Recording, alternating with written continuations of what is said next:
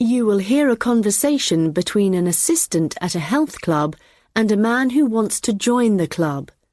First, you have some time to look at questions 1 to 5.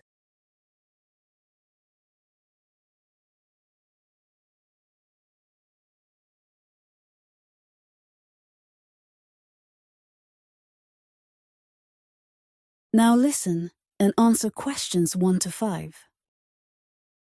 Hi, can I help you? Hello. Yes, is your club taking on new members at the moment? Oh, yes. We're always interested in taking on new members. Just give me a moment and I'll get an application form. Right, here we are. So, let's start with your name. It's Harry. OK. And your surname? It's Simons. Is that like Simon with an S? No, it's Symonds.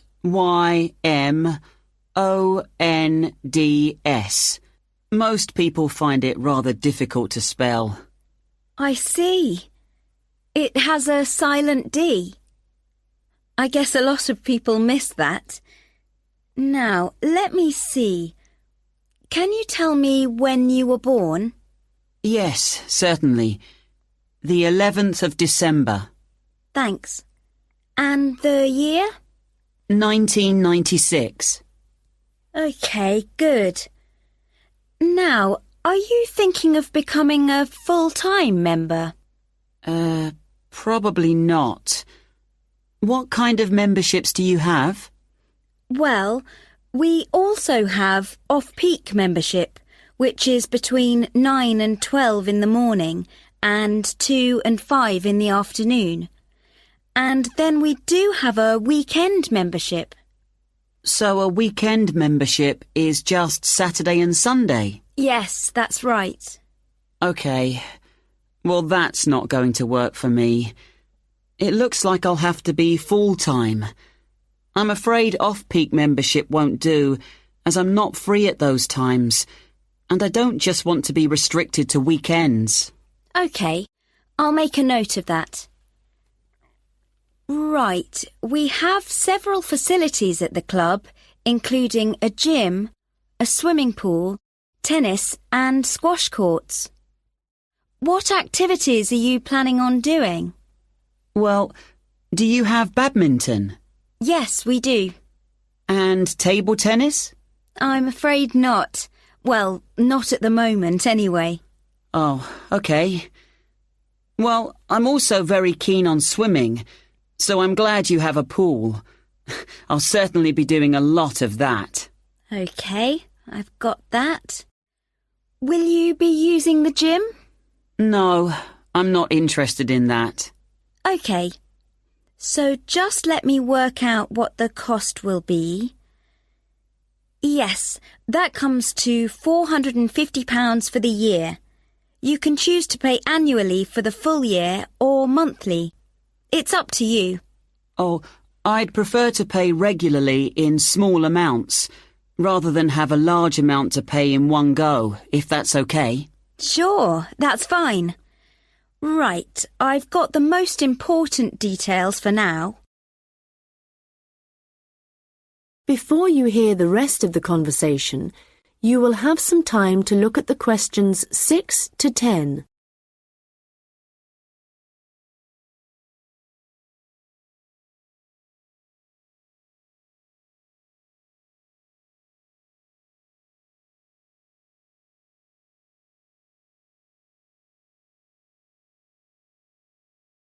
Now listen and answer questions 6 to 10.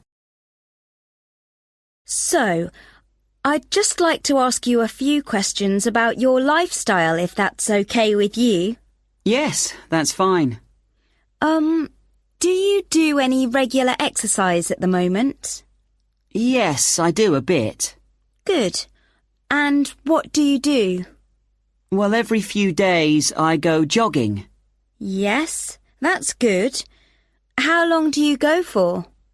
Well, it varies. I guess it depends on how energetic I'm feeling. Yes, of course.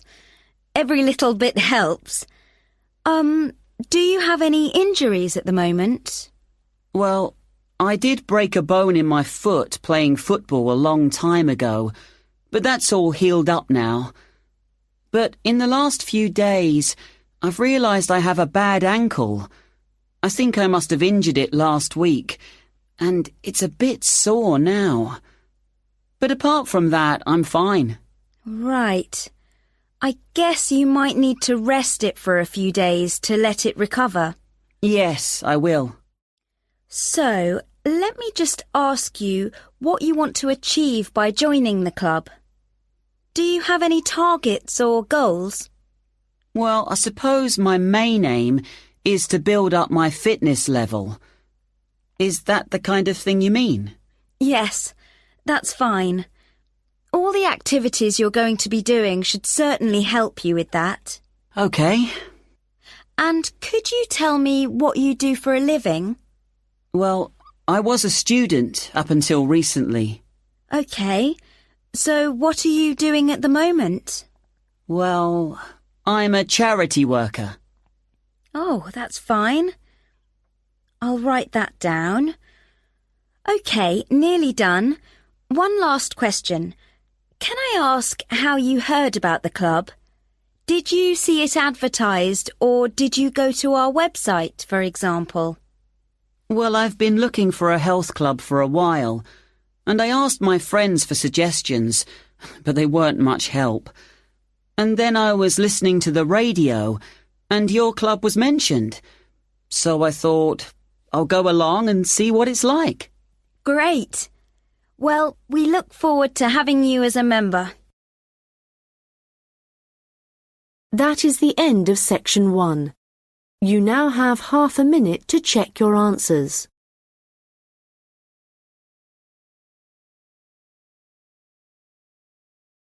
Now turn to section 2. You will hear a hotel manager talking to her staff about the arrangements for an event to be held at the weekend. First, you have some time to look at questions 11 to 14.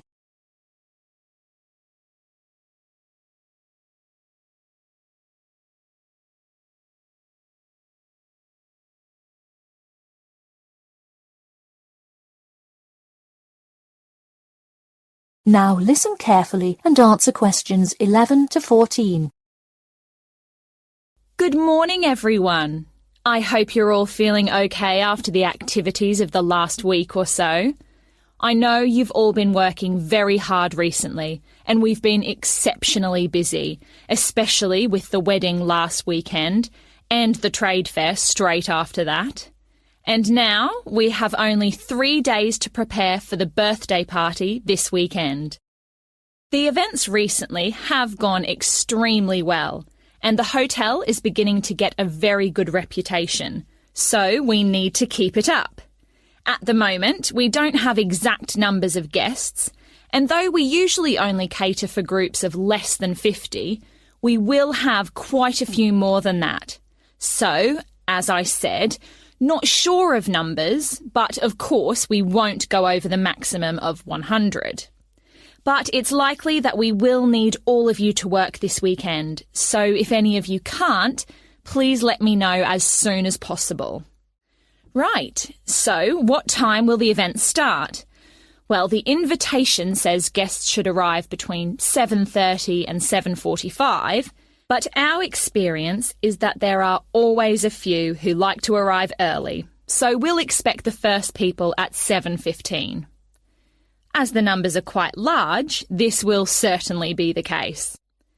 Food will be served at around 8:30, and then, depending on how long the meal takes, the entertainment will start about 2 hours later. Now, for this, we were expecting a live band for the occasion, which is always fun. But apparently this has been cancelled due to illness. So, the hosts know someone who is a comedian who will be replacing the band. We had hoped that the resident magician who worked here through the summer would be able to help out, but they weren't keen on that idea. Before you hear the rest of the talk, you have some time to look at questions 15 to 20.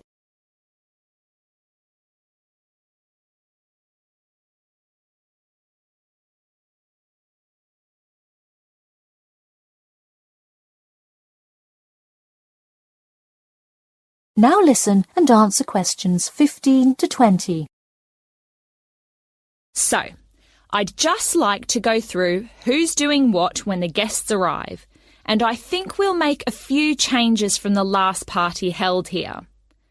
If I remember correctly, it was Olav who coordinated the task of providing the guests with drinks. Or was it Ahmed? I'm not sure, but Gary asked to do it this time, so that will be his job. There's been no decision yet on what the drinks are going to be, but I hope they decide soon in case we need to order something special. Now, for receiving the guests' coats and hats, it's important we have someone experienced doing this, as we don't want guests losing their belongings. And Monica, last time this was your responsibility. Susan, I know you wanted to do this, but as the numbers are quite high for this event, I won't make a change here. Right. Now, last time there was some confusion as to where guests were supposed to go once they had deposited their things, and we had guests roaming around the whole hotel. So, Ahmed and Olav, I believe you discussed the problems with Susan and thought she would be good at guiding guests after they had arrived. And I'm fine with that. Right, and now for some general instructions. Once the guests have arrived, they will be in and around the lounge area, and then at around 8:30, we need to get them to move to the restaurant for their meal. This often proves difficult and can take a long time, so I will ring a bell so that everyone knows it's time to eat. Hopefully, this will speed things up a bit. Also, for this event, there'll be a seating plan, so the guests won't be able to decide for themselves where to sit. They'll have to sit according to the plan. There will be a plan on each table, and I've been thinking about where to put the master plan so everyone can view it before they enter the restaurant. As they'll be spending quite a while in the lounge, I've decided to also put a plan there. This should speed up the start of the meal. Once the meal starts, you'll all be very busy waiting on the tables, and I'm sure I don't need to tell you to be good-humoured and polite to all the guests. The organiser of the event will be saying a few words, and so will two of his colleagues. So, when the speeches start, all activity must stop in the restaurant, so that the three people giving them can be heard. This shouldn't take long, and it should be towards the end of the meal. After that, the guests will move back to the lounge for the entertainment. So, I think that's it. Any questions? Come and see me later. That is the end of section 2. You now have half a minute to check your answers.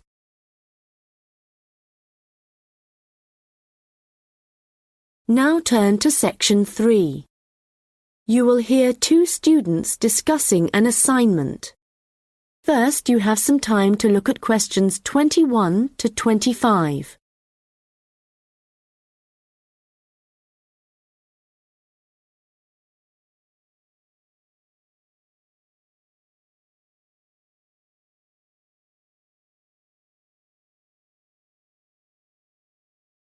Now listen and answer questions 21 to 25. Hi, Melanie. What did you think of the assignment that we got today? It looks interesting, doesn't it? Yes, Ellen. I've always been interested in recycling, but there's a lot of research to do. Yes, there are a lot of things I'm unsure of, so it's going to be good working with you. OK. Well, why don't we start by making a flowchart from the notes our tutor gave us? Yes. So, on one side we could have the paper production cycle, here on the left, and on the other side the recycling. Good idea. Let's start at the top with the production. The first step in the process is to get the raw materials. Yes, and they tend to come from pine forests. OK. And then the bark is removed from the outside of the tree, and after that, the wood is chopped up. That's the first 3 stages. It sounds a bit complicated after that. It says water is added and then the mixture is heated and made into pulp. This will be the thick paste that is used to make paper. Yes, you're right, because after that they use a machine to make the paper, and we can put that right in the centre of the flowchart, because it's also where the recycled paper joins the process. Yes. So, once the paper has been produced in the machine, what happens then? Well, I think we should write print as the next step, because this is when newspapers, magazines, etc. are produced. And we could also add that they have to be distributed to stores and people's homes. Right. Then the recycling bit starts. The old paper's collected, and then it says it's taken somewhere so that someone or something can sort it. I imagine there are different kinds of paper, or things like paper clips that need to be removed. Yes. Let's have a step after that. Now, how did our tutors say they do this? Oh yes, it involves chemicals. So, how is your chemistry? Well, not very good, I'm afraid.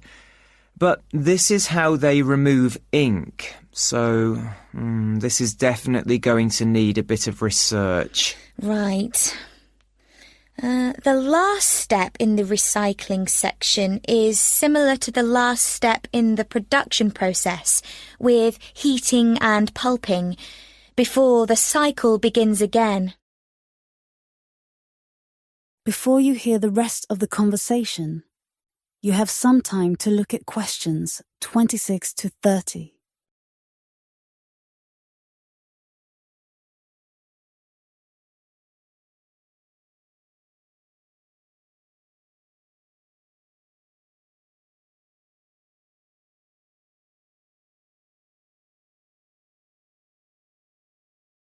Now listen and answer questions 26 to 30. So, I think going through the processes helped. Now we need to decide how we're going to do this assignment. Yes. I guess what we need to do is take the processes and divide them up between us. But we could start thinking about an introduction. Yes, okay.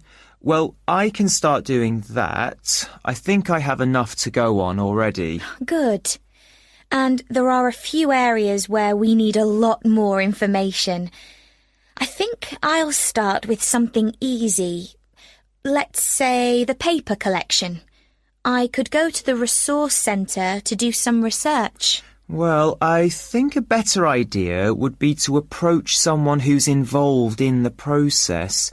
What about contacting the council? Oh, good idea. Yes, I'll do that instead. They're bound to have some information. And I know just the thing to add to our work to make it even more interesting. And what's that? Well, in my last assignment, I added a few pictures, and the feedback I got was that this wasn't academic enough. So what might really bring it to life would be to include some data, provided we can find some. Yes, that sounds excellent. Well, we certainly have a lot to do, and not much time to do it in. You're right. I think we have about 5 weeks, so I suggest we create a plan of work today. The end of the month is nearly 3 weeks away, and then we have a few days holiday. Yes, so let's see if we can get the first draft done by then, so we can take a short break. OK. Then, after the break, we'll have just over a week to complete it. I wonder if we could get someone to review our work for us a few days before the deadline, so we can make some final changes. What about your friend, Henry? Well, the best person would be our tutor. Henry's very good, but he's taking a whole week's holiday, and there won't be enough time when he returns. OK then, that's fine. That is the end of section 3. You now have half a minute to check your answers.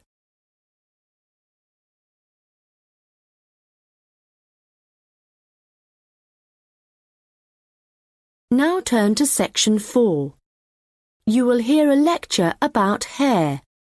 First, you have some time to look at questions 31 to 40.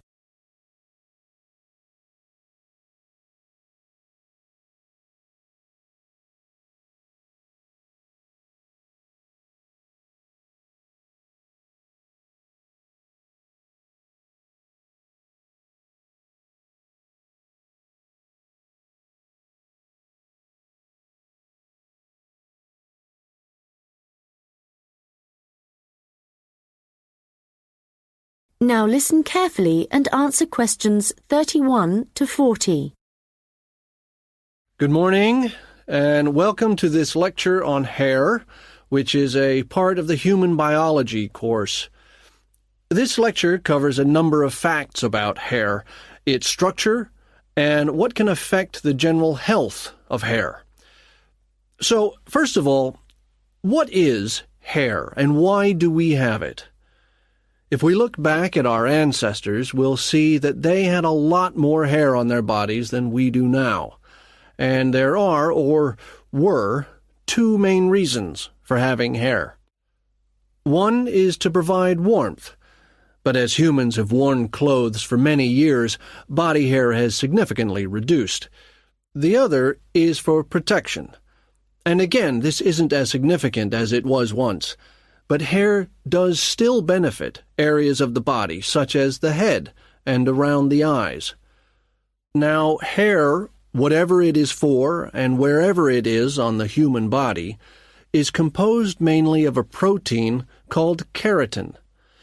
This, by the way, is also found in fingernails. In fact, it's keratin which makes them flexible, and without it they would be very rigid. Another interesting fact about hair is that it is very strong as iron, in fact. One single strand can support a weight of up to 100 grams. This may not sound all that much, but a full head of hair can support up to 12 tons, which is the equivalent of a couple of elephants, which is simply amazing. Though I advise you not to put this to the test. Humans lose up to 100 strands of hair a day, but we do have quite a lot of hair to start with.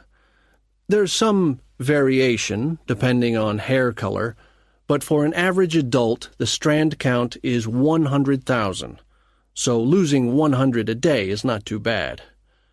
Although this is the average, people with red hair have around 80,000 strands, black or brown hair 100,000, and blondes have about 120,000. So, hair used to be important for the reasons I mentioned earlier, but nowadays I'd say the main importance of hair is the fact that it is big business. Apart from the money involved in hair cutting, shaving, trimming, etc., a fortune is spent just on hair products. In the UK alone, consumers spend over £5 billion each year on these. So next, I'd like to just give you a quick overview of the structure of hair. As you can see, along the length of the hair, there are three main parts, called the bulb, the root, and the shaft. A single hair is fixed at one end below the skin in the bulb. The bulb acts rather like a cap. It encloses the end of the hair in the head. The next part of the hair is the root, and this is the part of the hair which lies just beneath the skin, and, in terms of hair production, is the most important. This can be considered the control center for each strand of hair, and is where the glands are found. These produce oil, which flows along the length of the hair, and the health of the root determines the overall health of the strand of hair. The last part is the shaft, and this is the hair which is above the skin, and is, of course, what we can see. Fortunately, this is not active, and I say fortunately because otherwise it would be very painful to have your hair cut. And finally, I'd just like to go over a few factors that impact on the overall health of hair. Like every other part of the body, our diet, that is, what we eat, is extremely important to the condition of our hair. But whereas a change in your diet to, for example, eating unhealthy foods will soon be noticeable in your skin, changes to your hair will take a lot longer. A change in diet today could take several months to have an effect on your hair. And so, what is the key to healthy hair? Well, eating a balanced diet is the most important thing. There are a number of vitamins that are vital for good hair health. The main ones being vitamins C, D, and E. And in a balanced diet, all these vitamins should be readily available. If you need a boost of vitamin C, for example, one of the best things to eat are blueberries. For vitamin D, the best examples are fish, mushrooms, and eggs. And for vitamin E, nuts and seeds. Right. So let's go on to what it... That is the end of section 4. You now have half a minute to check your answers.